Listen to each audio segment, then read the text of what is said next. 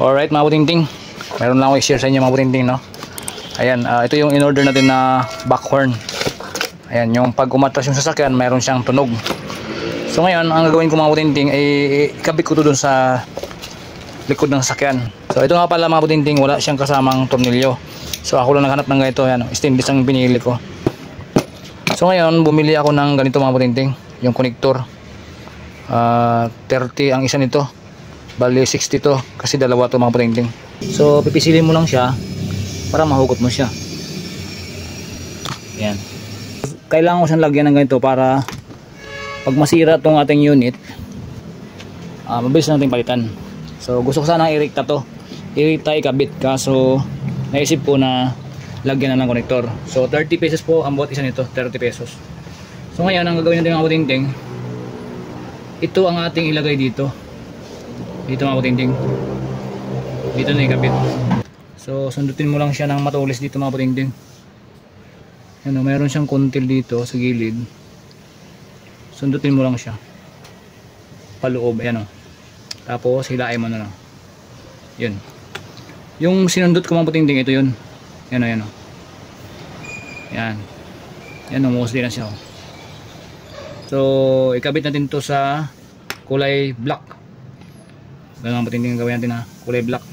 So bago tayo magkabit nito mga butingting, lagyan mo natin ng sinkable tube. Pasukan mo natin to, yan, ganyan. Tapos kasi nakaano to mga butingting, mayroon na siyang naipit, pero pwede naman din alisin to. Tapos iyan lang to, yangat.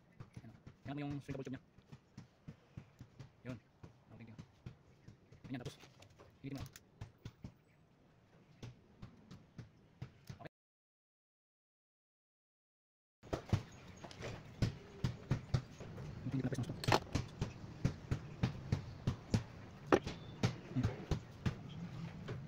Tapos ilitin.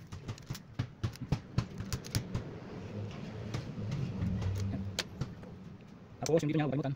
Sundutin mo yung pang-titi niya. Tapos pag ito naman siyang nakaharap dito, kasi makita na may kontil sa alim. Ganyan mga butingting.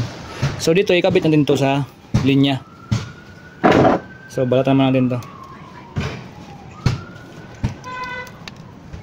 So dito natin kabit mga butingting, yan sa may ilalim, sa may puwitan nya. Ito, yan mga butingting o.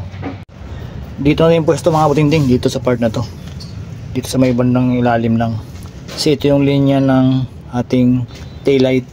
So yung paatras nandito rin kasama yan. So dito lang tayo mag-splice mga butingting. So dito itatago lang natin tong ano sa ilalim, pag ganun siguro. Yan, pag ganyan. Kasi nandito nakalagay yung ano mga butingting. Nandito nakalagay yung gulong niya. Ayan, tinanggal ko lang. So saan kaya magandang, sa ibabaw na lang, no? Para hindi makikita. Yan, ganyan. Dapat ibabaw pala. Ito, ginamitan ko ng ano, ginamitan ko siya ng guma. Yan o. Pinaikutan ko ng guma mga butingting, para iwas vibration. Tapos naglagay din ako dito kasi meron siyang malalim na part na to. Malalim siya, naglagay ako ng chinilas. So kabitan natin mga butingting. Ilagay ko muna tong chinilas na una. Yan. Pagkatapos ito, idaan din sa ibabaw. So pabor yung ating ano dito. Pag ano, pwede nga sa i-jumper lang talaga. So ang gawin natin, hindi natin i-jumper yan. Dito natin i-splice. Dito mga butingting. Uy, huwag ka dyan. Ako, Diyos ko. Ano ba itong rabbit na to?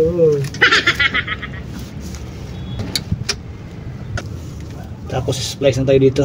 Ito yung hanapin natin mga butingting. Dito tayo maghanap. Dito pag ano. Yan, ganyan. Dito niya mga butingting. Ayan o. Kaya natin i-distansya natin ng konti. Anong meron dito? Ayan o. So So dito tayo mga puting-ting. Yung black ang ating kakabitan. Ayan. Yung black dito sa green. Ito mga puting-ting, magkaiba yung ano ha. Pero kung itong babasihan nyo, yung itong ating backhorn, ang kulay niya black at saka pink. So dito sa ating harness ng sasakyan L300 ito mga puting-ting ha, mayroon din siyang black dito at saka red na mayroong guhit na blue. Yung isa kasi, ang dalawa pala, yung isa putol-putol na blue at yung isa diretso yung blue. So titingnan natin kung arin dito sa dalawa. So magti-testing tayo. So dito tayo mag-tap mga puting-ting sa black. Yung green ilagay natin sa black.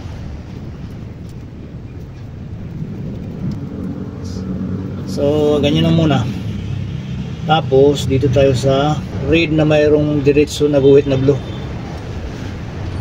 So ganun lang muna natin, isang buho lang muna. Kasi hindi natin sure kung ano to, kung sakto ba talaga yung ating hula-hula.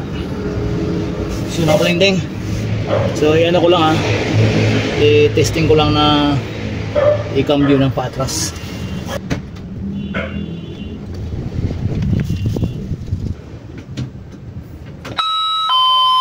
Please be careful. This car is moving backward.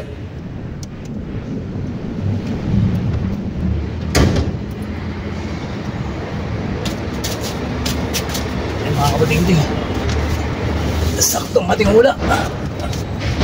Diba? Tumunog na. So ayusin na natin to.